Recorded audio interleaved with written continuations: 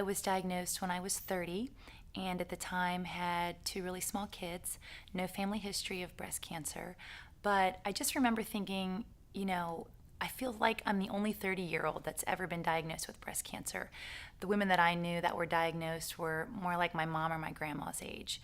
And so I just remember thinking, I'd really love to talk to somebody else who knows just the way I'm feeling and thinking, trying to care for these two little kids. And my husband was in his residency at the time, and we just were living a really busy life.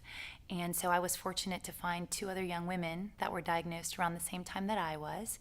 And we would just get together, and sometimes we'd talk about the cancer, and sometimes we wouldn't. And we just became a really great support system for one another. And from there, Pink Ribbon Girls was born.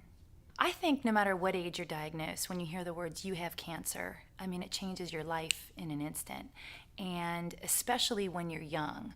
When you're a young mom dealing with little kids, a career, a husband with his career, it's just a really difficult time to think about battling breast cancer. And so fortunately, with Pink Ribbon Girls, we have such a broad reach of support for young women.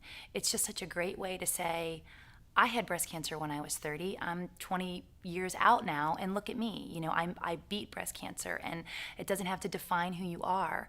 And I want to be a role model and an example, and even like a beacon of hope to say it doesn't have to be a death sentence anymore. And finding other young women to talk to who can relate to exactly what you're thinking and feeling, it's just a priceless thing I think that we do for women.